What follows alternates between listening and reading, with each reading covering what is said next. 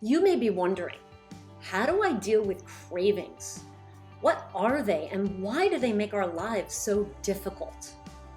Well, first of all, people don't understand what a craving is.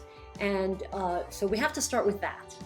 In my analysis, there are three types of cravings. There are physical, psychological, and habitual cravings.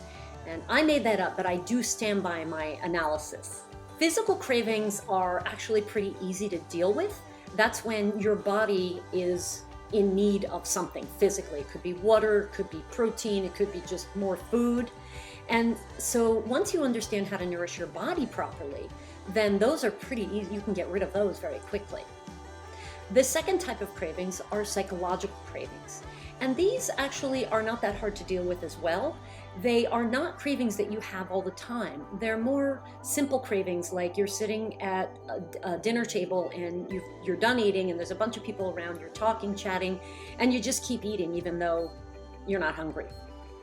Or you weren't thinking about brownies, but you walked into the kitchen and you saw a brownie and all of a sudden you want that brownie.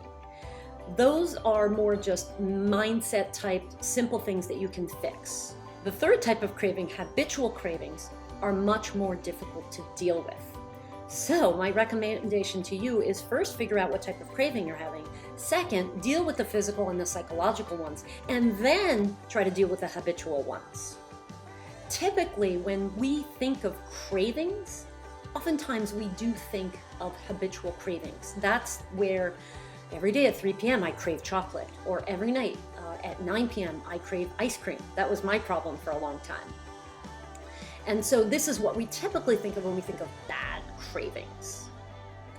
But there is a systematic process available to you to deal with those as well. So, in essence, once you understand how to deal with cravings, you can fix them. They are totally fixable, but you have to understand what you're dealing with first, and then nourish your body properly and be aware. Maybe you occasionally have psychological cravings. That's okay. You are human after all.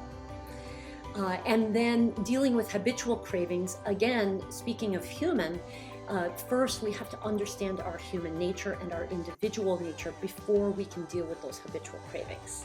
And I can totally help you with all of these things.